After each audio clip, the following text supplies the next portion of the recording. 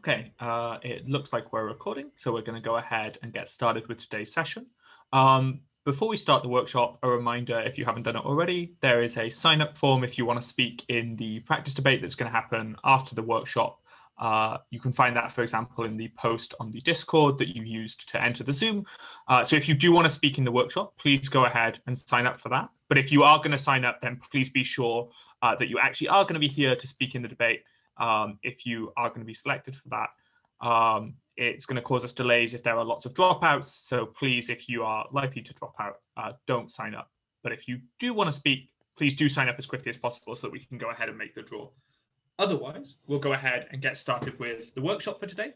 So this is the first of a series of 2 workshops on principled arguments. So today we're going to start with an introduction to principled arguments, and then next Monday we're going to have a discussion of some common examples of principled arguments that you're likely to find in debates.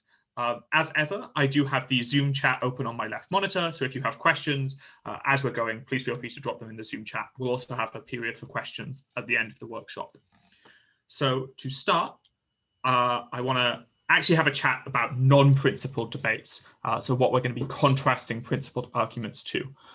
In order to set some context for this, I want to start by discussing an example of an ethical theory called utilitarianism. So utilitarianism is a moral theory that says that an action is morally correct if the consequence of that action is maximizing net happiness. There are 2 comments I want to make about this. The first is that when I talk about utilitarianism, it is really important that I say it is morally correct if the consequence of its action, this action, is maximizing net happiness. That is, the word consequence is important there. I don't care about things, for example, like the intent of that action. Rather, utilitarianism is what's called a consequentialist theory, in that all that matters for judging if an action is correct or incorrect is its consequences. The second comment I want to make here is about the meaning of the word happiness, especially in how it's used in debates. Obviously, happiness means something fairly concrete in terms of an emotional response. Maybe you'd want to define that more scientifically by talking about, like, I don't know, something like dopamine or serotonin release. However, when debaters use the word, they don't all, and are talking about utilitarianism, they don't always actually mean happiness as in that emotional response. So when I talk about utilitarianism, I'm going to be meaning something a little bit more broad, and I'm going to include in the word happiness things like what I would call preference actualization. That is, I might say an action is in line with utilitarianism if it maximizes the number of people who see their preferences actualized in the world. The reason this is a useful thing to define in context is what debaters would call a debate in which no quote-unquote principled arguments are made is usually one that would operate under the implicit agreement that what you're doing is trying to settle the question of, according to utilitarianism, what the correct action to take is. That is, what implicitly matters in the debate is maximizing utility. I am, however, going to make a side note here that there are some non-utilitarian claims that debaters wouldn't recognize necessarily automatically as principled arguments. That is, I think the most common example of this is we will often try to weigh our arguments by talking about them as they pertain to, say, the most vulnerable actor. Now, that's not a utilitarian claim, but because it's one that's so common in debating that we expect it, it's not perceived by people to be a scary principle, though it is actually in nature a principled argument. The final thing I want to say on this slide then is how judging these quote-unquote non-principled debates works. And this is going to be, I think, useful context for when we talk about what principled arguments are.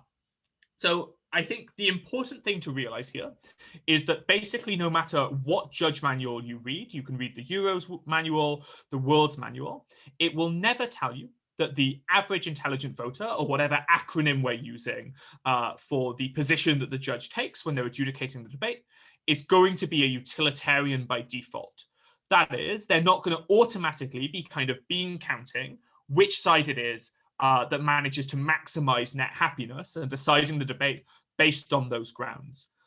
This, at least superficially, poses a problem for these non-principled debates where all of the teams just make arguments as to what the utility or happiness maximizing side of the debate is, because no one in that debate will typically have made an argument that what we ought to be doing is maximizing net happiness. The reason that these debates can be judged, and the reason that you shouldn't in those debates be making such an argument, is because all of the teams have implicitly agreed that utilitarianism is the kind of underlying principle for the debate, i.e., that the metric that the judge should be judging that debate on is the one of maximizing net happiness or utility. So all teams have, for example, agreed that person X is happy is valuable, and also maybe a statement like the statement person Y is happy is equally valuable to the statement person X is happy, so that it doesn't matter who possesses that happiness. The reason I think this is useful when thinking about principled arguments is going to come on the next slide. So what then is a principled argument? A principled argument generally is one that's going to question the assumption or pertain to the question of whether or not maximization of utility is actually in of itself the desirable outcome of the debate. So to give you some examples of this, for example, arguments that say we owe certain groups a reparatory duty, i.e. that we owe them a particular thing, or arguments that say that one has a special obligation to a particular group, so to, for example, one's own children, both question the assumption that maximization of utility in general is the thing that we ought to care most about. Either because in the case of the reparatory principle, you're arguing that a group is owed a specific thing rather than necessarily the maximization of utility, or in the case of owing special obligations to one's own children, because you don't care about maximizing utility for everyone, but rather because you care about a specific subset of people and what is good for them. So both of these are what would be called non-utilitarian conclusions. Equally, though, I'd like to highlight here that in such a debate where someone does question the assumption that the maximization of utility is the desirable thing that you ought to care about, making arguments that utilitarianism is the way that you should judge the debate is also in of itself a principled argument, because it pertains to this question of what the thing that is valuable in the debate is. Before we move on, I want to highlight some consequences of this understanding of how debates are judged and what principled arguments do that I think answer some common questions or misconceptions about principled arguments. The first of these is the kind of very, I think, common question.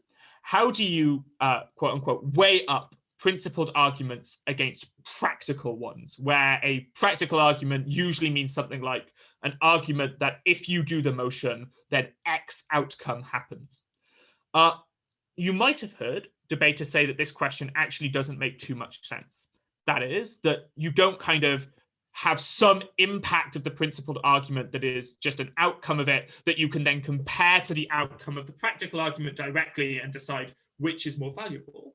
But rather, the case is that assuming that the principal argument connects, its goal was to show that the practical, quote unquote, arguments in the debate either don't have any value of their own, or in the sense that they do have value, that value is restricted to, say, a particular group of people. So in the case of, for example, having special obligations to one's own children, practical arguments might be restricted in value to the ones that affect those children. That leads me on to the second point on this slide, which is another common misconception, is that principled arguments are ones that are independent of practical outcomes of the motion. That is, that you can make a principled argument without ever talking about the consequences of the motion in the debate, and that will automatically win you the round. This isn't always, if never, is the case. That is, not all principles are going to just explain, for example, that a certain action is unacceptable. Some of these principles, like the fact that you owe special obligations to your own children, are just going to tell you which actors you should value or what particular outcomes for them you should value, say in the case of a reparatory principle. In these cases, there are two ways in which the other side can contest the debate.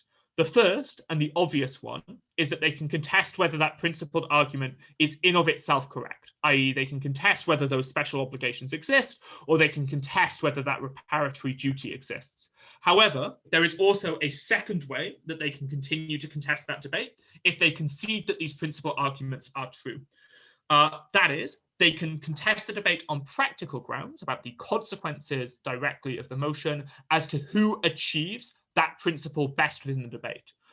So, for example, you might ask the question of who best meets the obligations you have to one's own child, or in a reparations debate, say you have a reparatory principle made by opening government that is a completely well-connected principle claim that we owe a certain reparatory obligation to women because of historical patriarchal norms. It's not the case that in opening opposition, you would have to beat that principle claim in order to be winning the debate. You can still contest the debate by claiming that that obligation does exist, but that maybe, for example, OG are on average going to be harming those women rather than helping them, and therefore not giving them the thing that the reparatory principle would say that they are owed, and maybe opposition therefore is going to give them that thing in a better way.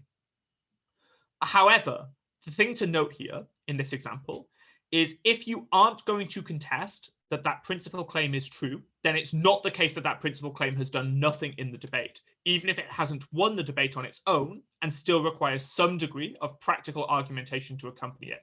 That is, if you are an opposition team and you don't make any arguments as to why that obligation might not exist, or at least no arguments as to why it's not the primary obligation that you might care about, then you might be able to make a brilliant practical argument that, for example, the motion in question will cause a lot of harm to, say, men in the world.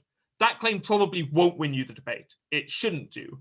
And the reason is that that harm to men is something that the principled argument has shown isn't important in the outcomes of the debates because it doesn't pertain to the primary obligations that we have as an actor. In a second, we're going to move on to talk about thought experiments. I'm going to hand over to Lucie. Before that, though, I'm going to ask if there are any questions about the first two slides that we've seen.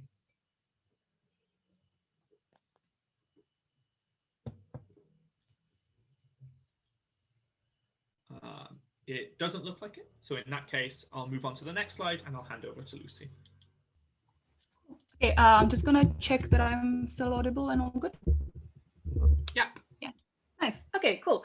I'm going to be talking about first on thought experiments in two parts. I think thought experiments is probably something that people tend to think of first when they think of principled arguments. Often people think that giving a thought experiment is in and of itself a principled argument. There is I think, quite important place that thought experiments have when it comes to giving principled arguments. So we want to discuss it, how to do them, how to use them, and how to do them well. So I think we've already explained that insofar as what principles do is that they are explaining to the judge that some things or what the metric is in terms of what they should be finding valuable. Insofar as you need to then, if otherwise the judge doesn't have some sort of default intuition, they don't default value utilitarianism, you need to explain to them that the average informed voter should be finding something valuable. It's something that's quite difficult to do in analytic sense. So for example, explain to the judge that truth is something that is valuable, or consent is something that is valuable. It's something that is hard to analyze very often, if you think about it. So it's easy to say intuitively evaluate, but it's hard to say what is the analytic reason about why I value, say, consent. Because of that, because it's sometimes really hard to do analytically, we use thought experiments to establish sort of common premises. We appeal to judges' intuition and we explain this is the kind of, you do find it valuable, this is an intuition, and the other team, if they want to contest that the judge should find it valuable, need to deal with that thought experiment, they need to deal with that intuition that you put forward. So how exactly do we then use thought experiments if you want to use them in a debate?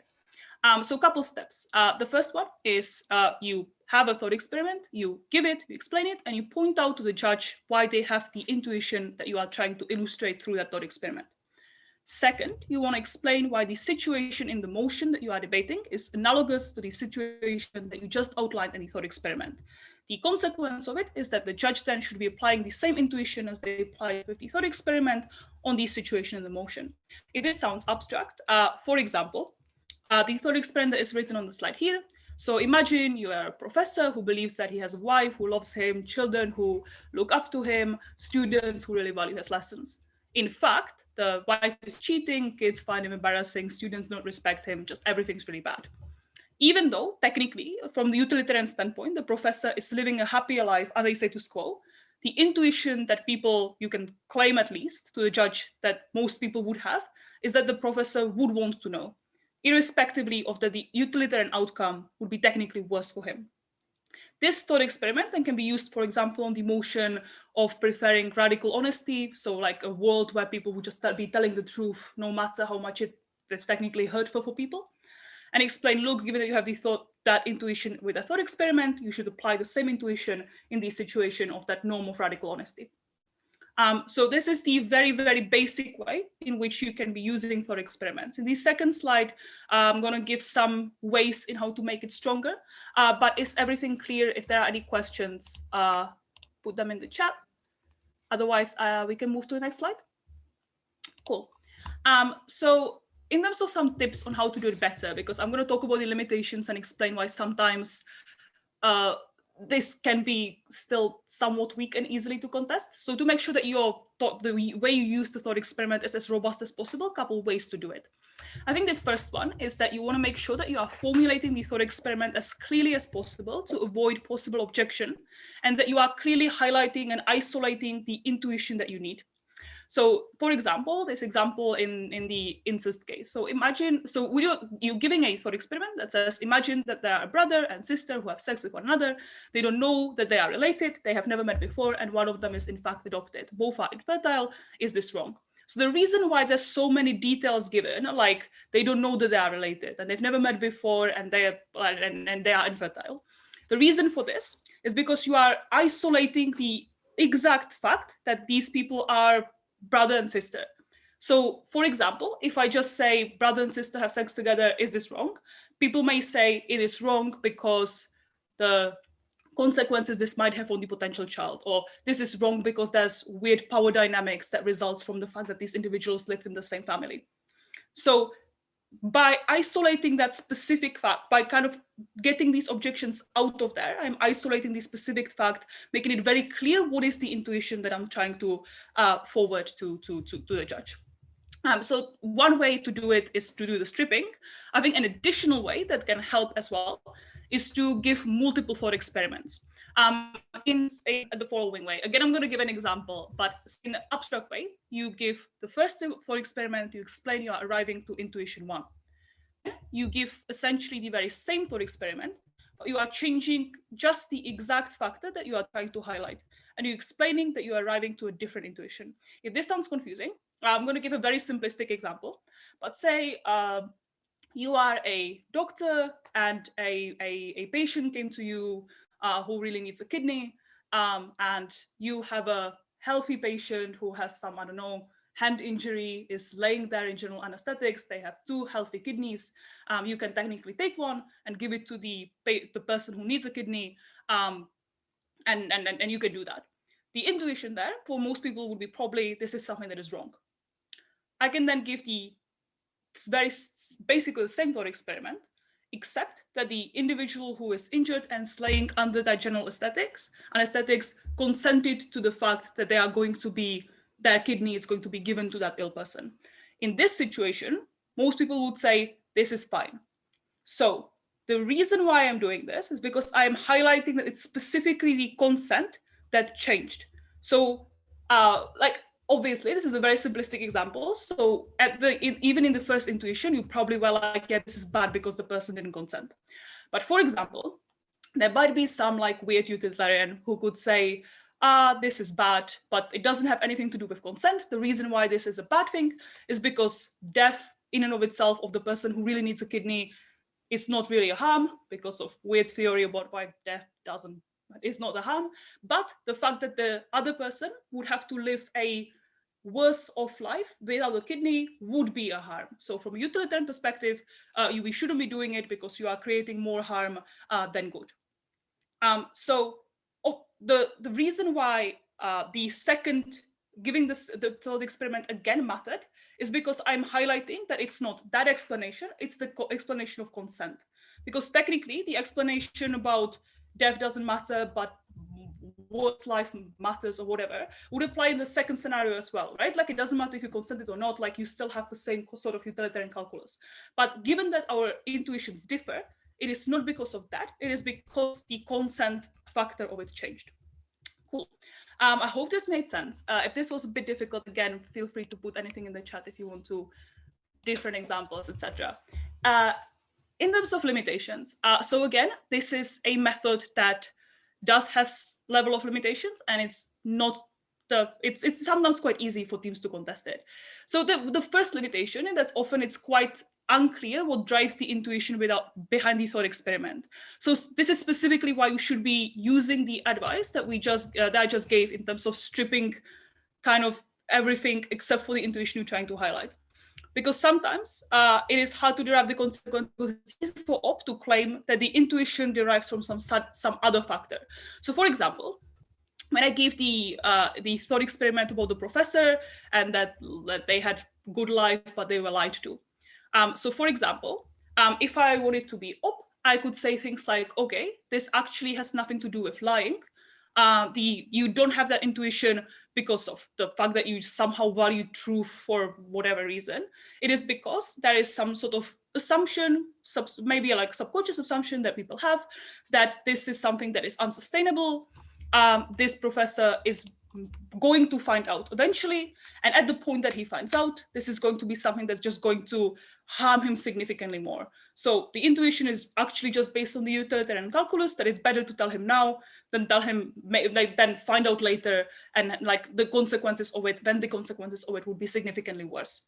So at that point, it is unclear which of these two is driving the thought experiment. Is it the fact that I don't like lying, or is it the fact that I just like subconsciously think that it's in a utilitarian way, it's better to know earlier than later? So again, this is a weakness that you are trying to prevent by making those thought experiments as robust as possible through the advice that I gave above. But again, if you are a team that is trying to question thought experiments, this is a way that you can do it. The second limitation is that, again, you can sometimes find contesting thought experiments. So this is a true just in philosophy often that there is a thought experiment for each side. So if you try hard enough and if you case file hard enough, you very often will just have a different thought experiment to pull. Again, the more robust you make your thought experiment, the more robust you do the explanation, the harder it is to just throw another thought experiment and be like, aha, but like we have a one for the opposite intuition. So these are the limitations. Make sure to keep them in mind and try to prevent them as much as possible. Can I have next slide? Cool. So in terms of rebutting principles, so it is often harder for teams to try to rebut principles because they do seem scary and teams are not used to do it. So they sometimes just ignore them or try to outweigh them by practicals, which, as we explained, doesn't really work, provided the principle connects. So we gave 4 methods about how you can rebut/deal with principles. So the first one is the co-option idea.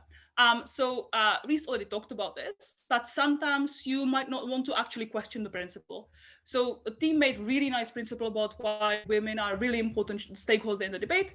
You do have an argument that does explain why you are benefiting women on your side. You might not want to deal with that principle. You might just be like, sure, we agree. We are just fulfilling that sort of duty better. So that's one way, quite easy way you can do it. 2, you can be questioning the thought experiments. So I explained what the weaknesses are. If the team is reliant on a thought experiment, you can think of, could I point out that maybe the intuition comes from something else? Are they just asserting it? And question it and exploiting the weaknesses that we outlined on this slide before. Third way is to provide a contesting principle. So it's not possible always, but for example, if the other team is making a principle outcome of which is we have an obligation to group X. So for example, I don't know, we have an obligation to your own kids or something.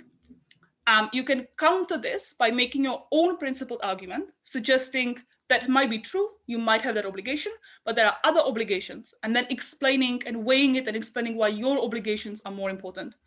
So to illustrate this, like a week ago, we were in the Trinity Ivy final, myself and Rhys, and there was a motion that was about co-jointed twins called Yin and Yang, who one of them, I don't know which one, Yin was a bad person and they committed a murder or like some bad crime or whatever. And Yang was innocent and tried to protect them. And the debate was about whether they should be imprisoned. So we were opening up and opening gov makes an argument explaining, look, the state has an obligation to the victims of the bad twin. So we were not contesting that. We were not saying the state doesn't have that obligation. We said, sure, the state does have that obligation, but we, among other things, also said the state also has an obligation to the innocent twin, to the young one. And we explained why that obligation is more important and we should care about it more than the obligation to the victim by actually weighing up the practical outcomes and some other reasons. So for example, we pointed out look, the harm that's going to be done to the victim as a result of the fact that these twins are going to be not imprisoned is going to be smaller than the really, really big harm that's going to occur for the innocent twin to be in prison. And we explained why prisons are really bad and blah, blah, blah. And we gave a couple more reasons, for example, the fact that there is some sort of that the victims probably also owe something to the innocent twin, insofar as the innocent twin did try to protect them. So there's also an obligation from the part of the victim to the innocent twin. So there's again, we didn't contest that the obligation exists. We just gave another one and then did weighing mechanisms explaining why our matters more. So that's a third way you can do it. The last one is quite simple, just doing a direct rebuttal. So in fact, even though teams sometimes don't recognize it, very often that rebuttal is very similar as the rebuttal you would normally be giving to consequential cases. So sometimes there is a missing piece of mechanization, some sort of weak link. The reason why often debaters find this hard to do is because they are not used to it and they don't build up the intuitions yet. So when I'm rebutting a consequential argument that I've heard 3 times, I know kind of what the steps are likely going to be, and I hear very clearly when a team misses it. It's sometimes not as easy with principles because people are not used to them as much, but as if you are going to start listening to principles more, you try to build up the sort of analytical locker that you're going to have in your head, you'll get more used to it and you're more likely to spot when the link misses. So if this is something that is hard for you, next week we are going to be going through examples. So say, for example, reparation debates, there is very clear steps about what needs to be done in order for the reparation principle to connect. So if you spot that the team is just not making one of those links, you can point it out and literally rebut them in the same way as you would rebut a consequential case. So yeah, again, all of this is kind of dependent on the fact that you're going to have some level of practice. Cool. This is all from me. So I'm just going to give it to Rhys back for one last slide whilst I'm going to go and look at the tab. So yeah. Okay, wonderful. So far, we've mainly talked, I guess, about the kind of theory of making or dealing with principal arguments. I want to finish this workshop then, before we go to a Q&A, by giving some advice on actually the kind of, I guess, the word is entertaining, but the practical side of making principled arguments, i.e. how in practice do you want to do it? I'm going to say first that there are broadly 2 kinds of principal arguments, one for which you give kind of analytic reasons why they're true, and others that are based on the method of thought experiments that we talked about earlier, where you draw out intuitions from those thought experiments and explain why those intuitions apply to the debate. The actual process of giving advice from how to make both of these kinds of arguments will largely be dealt with, I think, next week, because the easiest way to do this is just to see lots of examples. So that's not something I'm going to talk about in this slide. Rather, what I want to talk about in this slide is the kind of different pieces of advice for the actual process of saying those arguments once you have them in mind. In particular, 4 things I want to say. The first is that I think emotions are going to have a large role. That is, often actually being, for example, angry, or at least performatively angry when you're making a principal claim is going to be more effective than if you just make it in a very monotone voice. This means that I think principled arguments are one of the points where something a lot of novices are told about British parliamentary debating, that is that we don't care at all how it is you say things, starts to break down a little. And the reason is the second thing on this slide. When you're making a principled argument, you're often not trying to only convince the judge that you're logically proving things in the debate, that they follow from certain premises, rather that you're trying to word things or say things in such a way that the judge finds that thing to be so intuitive that they wouldn't want to contest it. That is, you want the judge to believe that they have always believed the premise or the intuition from the thought experiment that you are claiming they ought to. And you then want them to therefore believe that any ethical system that we use, any way of judging that debate that didn't take that intuition into account, would be a strange way of judging the debate. In particular, this first means that the emotional charge of your delivery, as I mentioned, can matter. It also means, though, that, for example, the way you word your thought experiment is actually something you should be or your principled argument is something that you should be quite careful about. So, for example, if you were to say in a fairly monotone tone that we shouldn't torture people because when we torture them, that does them a great degree of harm, and that is a violation of their dignity, that probably doesn't sound that persuasive. It at least probably wouldn't convince a judge that they ought to override all of the consequential arguments that are likely to be made in whatever debate about torture that you're in.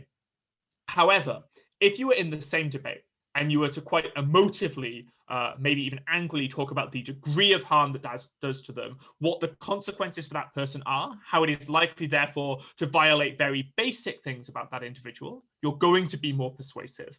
And therefore, that principled argument is ultimately going to be stronger in the debate, even if everything you say is a synonym. It means essentially the same thing. And even if all you've changed is the tone in which you deliver that argument, it actually will have different arguments or different outcomes, within the debate. The third thing I want to say on this slide is that I think a common mistake with principled arguments, and this is going to become important given that we're going to give you lots of examples next week, is that debaters like to just copy principles they've heard other debaters make, or they've seen, for example, in workshops, word for word, without thinking about the debate they're in, or how to make that thought experiment persuasive in that debate, how to make it analogous to that debate so that the judge really believes that the situation the debate pertains to is the same one that's given in the thought experiment. And this is, I think, a bad way to make principled arguments, because it often then starts to violate the thing I said above about trying to convince the judge that the thing is so intuitive that it wouldn't be contested, that it is the case that that intuition derives from the thought experiment. And it is the case that, for example, the debate that you're talking about is directly analogous to that thought experiment. If you're going to copy very generic principles and not try to adapt them at all to the debate, you're probably going to run into difficulties in actually convincing the judge of that. So it is worth, I think, thinking about when we give you examples next week, thinking about those examples, thinking about how you'd apply them and adapt them to different debates, because that's certainly something that you need to do. It's not good enough to be the team I see around a lot of the time who stands up and gives the word-for-word principle from some workshop they see online and then get upset when they lose and doesn't really understand why that has happened. The final thing I want to say about making principled arguments is that principles, I think, often go wrong for teams in another way, in that they are nervous to make them. They know that they're kind of risky if they don't complete them, and they're not sure that they're a good enough debater to make that principle completely, and they try to hedge their bets. And what they do is they give mostly consequential arguments, and at some point in their speech, they throw in a line of a principled argument. And they, at the end of an argument, they say something like, and we have a special obligation to group X. And then maybe they even say something like, and this is a principled argument, it's independent of consequences, notice that, judge, and so we're going to win the debate.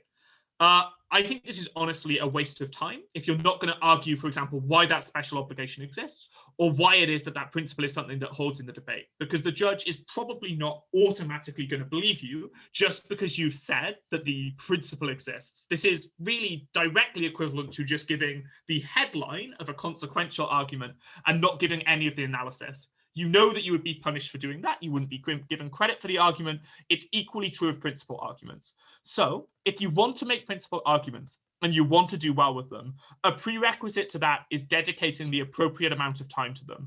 And I think if you watch outrounds in which very good teams make principal arguments, you will notice that they're always doing this. They're not throwing them in at the end of an argument they're making and saying, and there's this principal claim too. They're dedicating good chunks of their speech, if not their entire speech, to making that principal claim and to making it well. So please, if you want to make principal arguments, do dedicate the appropriate amount of time to them. They're not something you can just throw on to the end of a consequential argument you're making elsewhere in the debate. Otherwise, I think that ends everything we want to say in terms of direct advice for this workshop. As I say, next week we'll have a workshop with a bunch of examples of principal arguments so that you can build up intuitions to how they should look build up a kind of locker of different principles that you might be able to apply in a debate. And that'll give you, I think, a much better idea also of how to make them, in the same way that seeing lots of consequential arguments gives you a better idea of what consequential arguments are likely to be accepted in debates. However, we're now going to have a practice debate today. But before that, I want to ask if there are any questions anyone has about anything in this workshop. If so, you can feel free to type them in the Zoom chat. I did get one question while the workshop was going on that I'm going to start by answering. So whilst I'm answering that question, if you have questions, please start typing them up and sending them to me. So the question I got sent during the workshop is as follows. If no team in the debate is making principled arguments, is the advice we're giving that you should try to defy that norm and try to make a principled claim that says that those consequential arguments aren't valuable, or should you try contesting on the kind of consequential grounds in the debate? The advice I want to give here is that this really depends upon the debate you're in. So, for example, if you have a bunch of powerful consequential arguments in the debate that you think you can win the debate with, and you don't really think you have a convincing principal argument for your side, and all you have is a couple of kind of stock arguments that are criticisms of utilitarianism, and all that they prove is that utility might not be something that is the most valuable thing, but you aren't able to access something that's more valuable on your side, or prove that the action that the motion takes is, for example, something that is morally impermissible, then it's probably not a very good strategy in that debate to try to make principled claims. And the reason is, even if you manage to convince the judge perfectly that utility isn't something that is the most valuable thing, it's essentially impossible, I think, to convince that judge that utility isn't something that matters at all. Intuitively, it does matter to us to some extent, at least, that people are happy. And if they have nothing to compare this to, they might then say, okay, maybe utility isn't the most important thing, but if I'm not violating anything more important, then I have to adjudicate the debate somehow, and that utility is still somewhat valuable, and therefore the team who made that argument is going to win. However, obviously, if you have a powerful principal argument that's going to prove that that utility isn't the thing of primary value and you're losing something of much more value, then that's going to be a powerful argument to make in the debate, and one that might be therefore strategically very effective. And so it really depends upon the debate you're in as to which options you choose. And therefore, I think the thing to do is to keep in mind that having principled arguments that you're aware of and that you know you can make is just going to increase the number of strategic options you have to try to win that debate. The next question I have, so I've had one in chat, is how do you frame your principled extension when your opening team was amazing at consequences? So I'm assuming here the situation that you're in is that the team you're really trying to beat, who's winning the debate so far, is your top half team, and you've got some principled argument, and that's when your extension is going to be. I think this, to some extent, depends on the exact nature of the consequences that they give you.